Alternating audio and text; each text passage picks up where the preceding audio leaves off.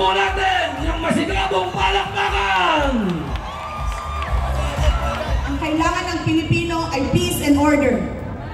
Kailangan nating ganap na puksain ang kriminalidad, illegal na droga, terorismo, at insurgency sa pamamagitan ng makatotohanang non-partisan Philippine National Police na suportado ng ating sandatahang lakas.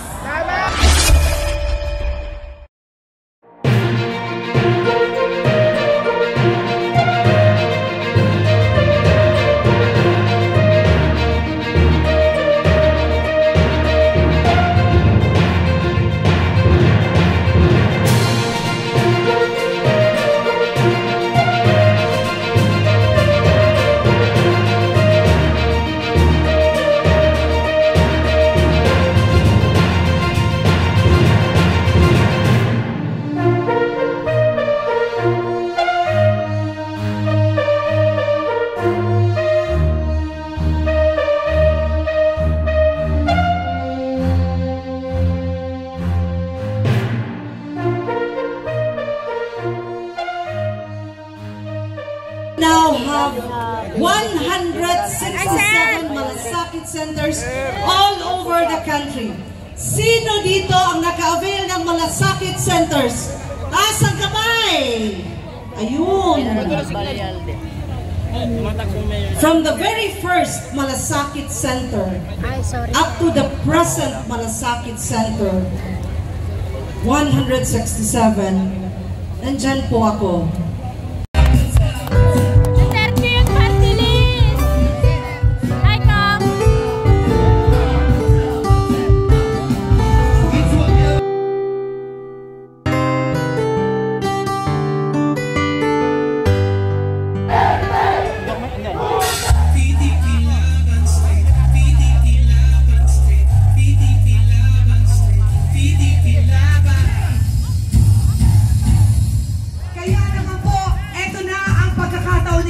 Makilala ang Duterte!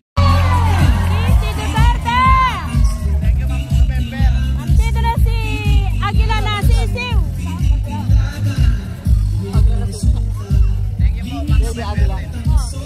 Maliit na sisiw! Nakapintas ka ba? Ay! Grabe! Ganda!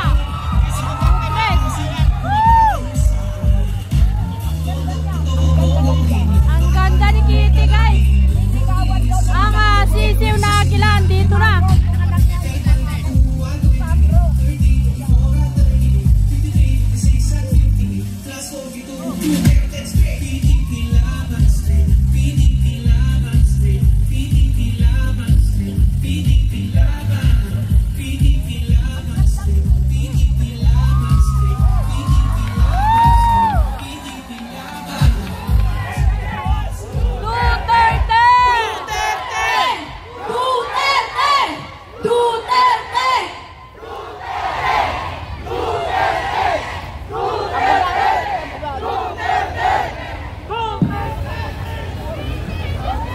Maayong gabi sa inyong tanan!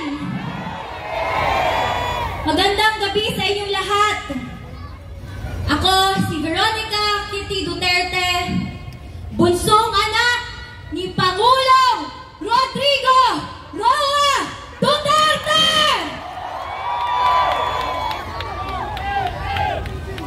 Una sa lahat, lubos na nagpapasalamat ako sa patuloy niyong pagmamahal at pagsuporta kay PRRD, sa amin na pamilya niya, at sa Duterte!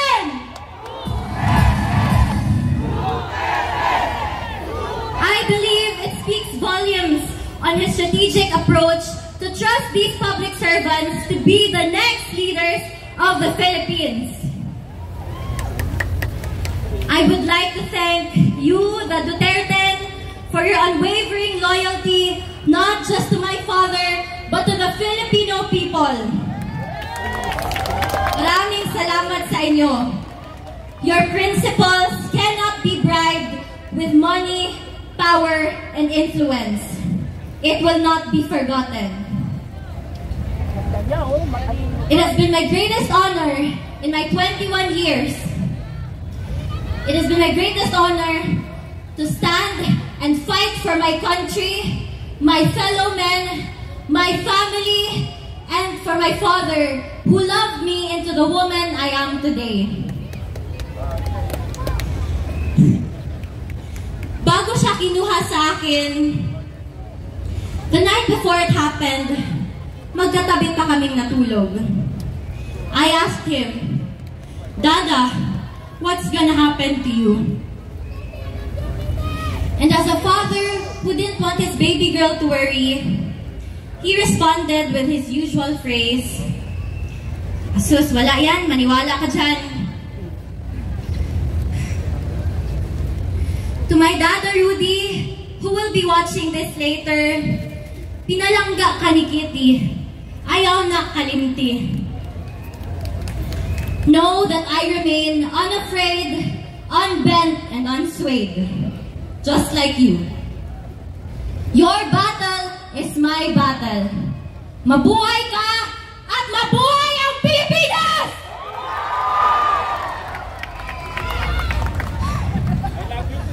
Muli kong iaabot ang personal na mensahe ni Tatay Digong para sa bawat Pilipino.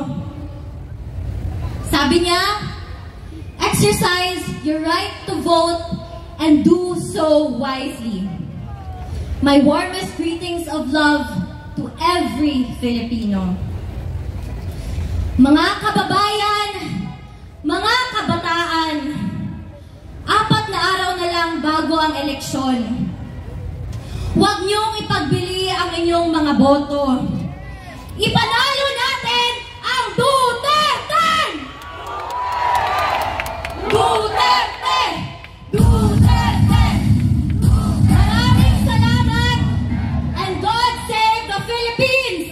Pilipinas! Duterte pa rin! Duterte!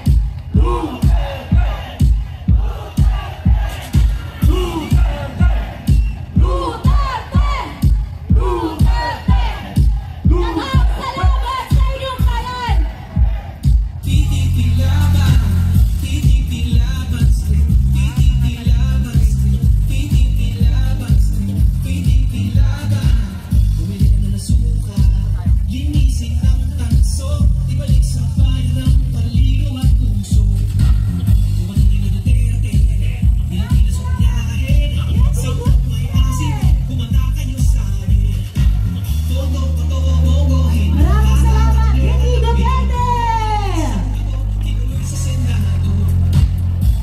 Okay.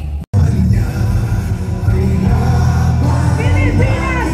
Duterte pa rin! Pilipinas! Duterte pa rin!